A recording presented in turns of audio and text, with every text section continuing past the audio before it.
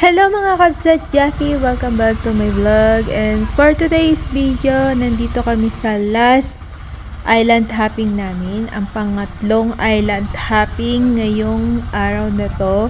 So, nandito kami sa Boslon Island na tinatawag nila. As you can see, merong mga katabi siyang mga maliliit na island. So, para siyang 100 island ng Pangasinan. Ayan.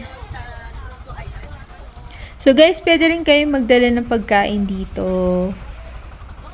And again, ang tip ko lang, magdala kayo lagi ng water.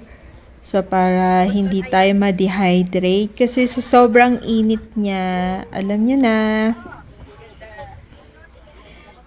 Ayan, at bababa na kami.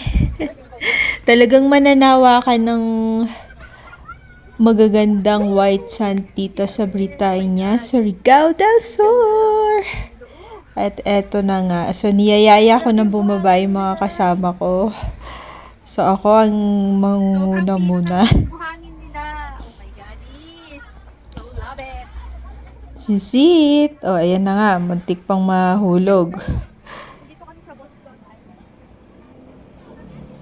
Grabe guys, kung makikita nyo, sobrang pino ng kanyang pagka-white sand. As in, parang Boracay lang din. So, ayan, papakita ko sa inyo kung paano, kung gaano kapino, ang sarap-sarap niya sa paa. So, ayan, para siyang pulburon.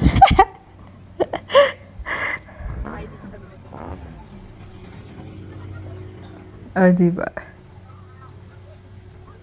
So guys, dito nga pala sa last na island na to, sa Boslon Island, meron siyang maliit na cave. And meron din siyang grotto nilagay nila doon.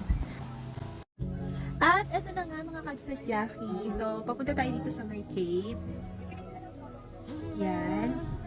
At ipapakita ko muna sa inyo, meron ditong list ng mga, kung magre-ride kayo ng mga banana boats, jet ski. Yan yung mga list nila, 1.5. And yan, iba-iba, depende sa re-rentahan nyo. So, ayan, medyo mabato nga pala nito. So, kailangan ng chinelas kayo. Meron silang grotto na nilagay dito. Sarap sa dagat. Ayan. So, look the view. Ang ganda. Para ka lang din talagang nasa 100 islands. So, ganito din kalinaw. Ganito din kapag-inisan. So, grabe. So, ayan na. Papunta na tayo sa cave. Medyo hindi ko pala siya na-videohan. So, eto na lang.